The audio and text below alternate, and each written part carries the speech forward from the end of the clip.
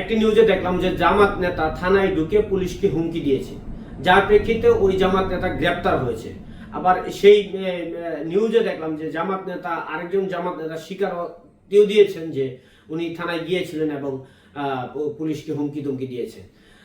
তাহলে যে এই যে জামাত ইসলামগুলা যারা রাজনীতি করে, জামাত ইসলামের যে বন্ধুরা আছেন তাদেরকে বলতে চাই যে এই এখনই কোনো গভর্নমেন্ট আসে নাই, এখন অন্তর্বর্তীকালীন সরকার, কোনো নির্বাচন হয় নাই, এখনই যেভাবে প্রশাসনিকভাবে যে হস্তক্ষেপ করা হচ্ছে কিংবা যেভাবে প্রশাসনকে গলা চেপে ধরা হচ্ছে, আগামীতে যদি রাজনীতিতে আরো স্টেবল হয় জামাত ইসলাম, তাহলে কি সত্যিকার অর্থে ইসলামের রাজনীতি কায়েম করবে, না ইসলামের নাম আয়ওয়াশ করে তারা তাদের নিজস্ব রাজনৈতিক স্বার্থ হাসিল করতে চাচ্ছে?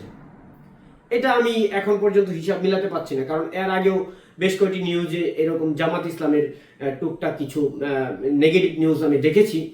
কিন্তু গতকালকে যখন আমি এই নিউজটা দেখলাম যে থানায় ঢুকে পুলিশকে হুমকি ধুমকি দিচ্ছে, এই যে জামাতে ইসলামের কার্যক্রমগুলা, সেটা আমার দৃষ্টিতে ইসলামিক, যে তারা ইসলামের কথা বলে, ইসলামের রাজনীতির কথা বলে, সেই ইসলামের দৃষ্টিভঙ্গিতে পড়ে না। আপনাদের কি মনে হয় যে অ্যাকচুয়ালি কি জামাত ইসলামের ইসলামিক রাজনৈতিক শাসন কায়েম করার জন্য রাজনীতি করে, না তাদের নিজস্ব একটা বলয় তৈরি করে তাদের নিজস্ব স্বার্থের জন্য রাজনীতি করে? তা অবশ্যই কমেন্টের মাধ্যমে জানাবেন। ভালো থাকবেন, সুস্থ থাকবেন, আল্লাহ হাফেজ।